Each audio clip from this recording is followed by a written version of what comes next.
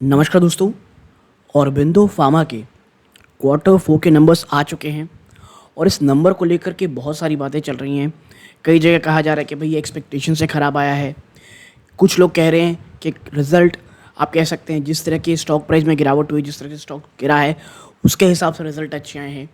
और कईयों का ये मानना है कि एक इशू के कारण, वो क्या है मैं आपको बताऊंगा इस वीडियो में, एक इशू के कारण बड़ी गिरावट प्रॉफिट्स में देखने को मिली है।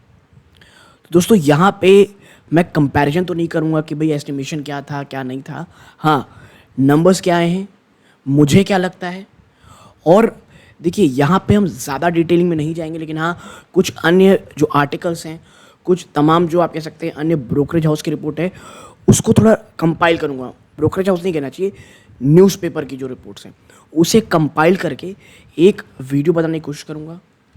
लेकिन complete analysis of Aurobindo pharma, ठीक है, कि कहाँ पर क्या कह सकते हैं एंट्री हो सकती है कि नहीं, मंडे को क्यों मुझे लगता है एक बार शायद नी जर्क रिएक्शन देखने को मिले। तो ऐसे बहुत सारे सवालों के जवाब मैं मेंबरशिप वीडियो में सीरियस इन्वेस्टर के अपना डालूंगा दोस्तों। लेकिन अभी चलते हैं रिजल्ट की तरफ और बात करते हैं। तो देखिए नीचे चलते हैं। सबसे पहले भाई रिजल्ट मिलियंस में है तो हमें उतनी परेशानी नहीं होनी चाहिए। सबसे पहले देखते हैं भाई क्या revenue from operation, net sales income from operation. तो देखिए ये 3483 करोड़ रहे हैं, जो पिछले क्वार्टर में 3418.4 करोड़ थे। और एक साल पहले दोस्तों 2877.8 करोड़ रुपीस थे। तो ईयर ऑन ईयर आप देखेंगे तो एक डिसेंट सी जंप है दोस्तों।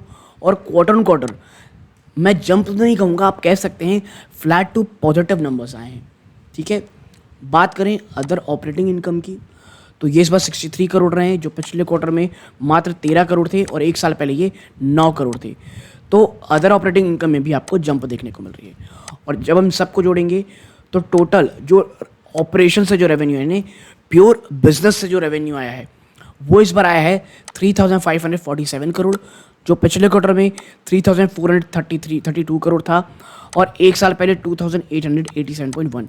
यानी ईयर ऑन ईयर तो जंप है दोस्तों ठीक ठाक सी, और क्वार्टर ऑन क्वार्टर आपको जंप, बल्कि ईयर ऑन ईयर दोस्तों ये एक डिसेंट सी जंप मैं कहूँगा, ठीक है। बट क्वार्टर ऑन क्वार्टर फिर वही तेज़ी नहीं, फ्लैट टू पॉजिटिव नंबर आप कह सकते हैं। बात करें अदर इनकम में फॉरेन एक्सचेंज की दोस्तों, तो इस बार 55 करोड़ रहा है, जो पिछले क्वार्टर में 28 करोड़ था और एक साल पहले मात्र 16 करोड़। बात करें अदर्स की दोस्तों, अदर इनकम में तो 233 करोड़, एक अच्छा जंप है ये, क्योंकि पिछले बार ना दोस्तों ये मात्र 50 करोड़ था, लेकिन एक साल पहले ये ऑलमोस्ट 400 करोड़ था, यानी 397, ठीक है। और टोटल अदर इनकम 288 करोड़ है। और हम सबको जोड़ेंगे दोस्तों तो टोटल इनकम औरबिंदो फार्मा की 3835.6 करोड़ रही है, जो पिछले क्वार्टर में 3510.9 थी, 10.9, यानी ऑलमोस्ट 3511 करोड़ आप कह सकते हैं। यानी क्वार्टर ऑन क्वार्टर जंप है लगभग 10% के आसपास का, 8 to 10% का। और साल दर साल में दोस्तों ये 3300 करोड़ थी, तो यहाँ से भी आपको जंप अच्छा खासा मोर देन 10% साफ देखने को मिला है। तो देखिए दो चीज़ें मैं कहूँगा, पहला कंपनी की जो रेवेन्यू आई है ऑपरेशन से वो ठीक है, ठीक है। अगर आप देखेंगे तो कहीं भी कोई गिरावट नहीं हुई है, और no news is a positive news, मुझे ये लगता है। हाँ, स्टॉक भाग चुका है रिजल्ट से पहले, 400-800 के आसपास था, आज 600 के ऊपर सस्टेन कर रहा है। तो मंडे को मुझे लगता है अगर 600 to 610 के ऊपर सस्टेन करता है स्टॉक तो एक ये पॉजिटिव रुझान होगा। लेकिन अगर 600 के नीचे चला जाता है तो फिर गिरावट बढ़ सकती है दोस्तों। और मुझे ये लग रहा है कि शायद आपको 600 के नीचे जाता हुआ आपको ये स्टॉक दिख सकता है, ठीक है। बट कभी भी मैं कहता हूँ कन्फर्मेशन से आप कुछ भी नहीं कह सकते। बात करें खर्चों की, एक्सपेंसेस की, देखिए कॉस्ट ऑफ मटेरियल देखिए इस बार 2057.4 करोड़ रहा है, जो पिछले क्वार्टर में 1988.6 करोड़ था और एक साल पहले 1420 करोड़ थी। तो साल दर साल में देखेंगे ना तो कॉस्ट ऑफ मटेरियल में एक ह्यूमंगस जंप है, और ये दोस्तों इसके प्रपोर्शन में काफ़ी ज़्यादा है। और देखिए ये टोटल अदर इनकम मिला करके ऑपरेशन इनकम भी देखेंगे तो आपको थोड़ी ज़्यादा लगेगी, ठीक है। इन्वेंट्री देखिए 260.9 यानी 261 करोड़ की पॉजिटिव रही है, जो पिछले क्वार्टर में ये मात्र 123 करोड़ थी और एक साल पहले खर्चे के रूप में थी 21 करोड़ की, ठीक है। बात करें एम्प्लॉय बेनिफिट एक्सपेंस की, तो ये इस बार 406 करोड़ रुपए के रहे, जो पिछले क्वार्टर में 418 करोड़ थे और एक साल पहले 386.3 करोड़ थे। तो एम्प्लॉय बेनिफिट एक्सपेंस में कोई बहुत ही मंगस जंप नहीं देखने को मिली। बात करें अदर इनकम्स की दोस्तों, तो 637 आए हैं, जो पिछले क्वार्टर में 662 करोड़ थे, तो एक अच्छी खासी गिरावट। लेकिन एक साल पहले 550 करोड़ थे, तो यहाँ जंप आया है। और जब आप टोटल खर्चों को जोड़ेंगे तो टोटल एक्सपेंस जो निकल के आया दोस्तों, वह 3,19.5 करोड़, जो पिछले क्वार्टर में दोस्तों 3,106.5 करोड़ था। तो क्वार्टर बेस पे जंप है, ठीक है। लेकिन ये जंप दोस्तों अगर आप टोटल इनकम में प्रोपोर्शन रेशियो में देखेंगे तो कम है दोस्तों, विच इज़ प्रिटी पॉजिटिव, ठीक है। लेकिन साल दर साल में देखेंगे तो आपको यहाँ जंप देखने को मिलेगी खर्चों में, ठीक। और अब बात करते हैं किस चीज़ की, भाई प्रॉफिट बिफोर टैक्स की क्या आया है। तो देखिए, प्रॉफिट बिफोर टैक्स में आपके साथ चर्चा करूं तो इस बार 816 करोड़ है, जो पिछले क्वार्टर में दोस्तों 404 करोड़ था। ध्यान दीजिएगा, 816 करोड़ का प्रॉफिट बिफोर टैक्स आया है, जो पिछले क्वार्टर में मात्र 404 करोड़ था। तो एक मैं कहूँगा ये प्रॉफिट बिफोर टैक्स में अच्छा खासा जंप है, ठीक है। लेकिन एक साल पहले देखेंगे तो 739.5 करोड़, साल दर साल के बेस में भी जंप है। तो मुझे ऑरबिंदो फार्मा का रिजल्ट खराब नहीं लगा है दोस्तों, नो डाउट। जिस तरह से यूएस में कमजोरी की बात चल रही थी, लेकिन आपको याद होगा बीच में एक रिपोर्ट आई थी कि भाई जो यूएस और सेल्स के नंबर आ रहे हैं मार्च क्वार्टर में, वो शायद पॉजिटिव आ सकते हैं, क्योंकि जो ऑरबिंदो की और अन्य कंपनी की जो यूएस सेल्स है फार्मा कंपनीज की, वो पॉजिटिव होते दिखाई दे रहे हैं। तो वो एक चीज़ रिफ्लेक्ट वाकई में हो रही है। लेकिन थोड़ा सा जो मूड बिगाड़ा है ना दोस्तों, वो टैक्स एक्सपेंसेस ने है। क्यों मैं ऐसा कह रहा हूँ, आप करंट टैक्स को देखिए, 173.8 करोड़ रहा है, जो पिछले क्वार्टर में 114 करोड़ था, ठीक है। यानी यहाँ से भी अच्छी खासी जंप। लेकिन एक साल पहले ना दोस्तों करंट टैक्स मात्र 25 करोड़ था।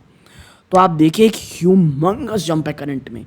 और यही कारण है कि टोटल टैक्स एक्सपेंस आप देखेंगे तो 171 करोड़ आया है, जो पिछले क्वार्टर में 105 करोड़ था, लेकिन एक साल पहले ये 62 करोड़ की पॉजिटिविटी थी।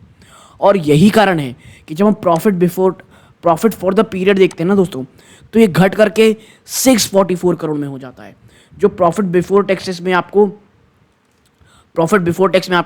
816 करोड़ रहता है।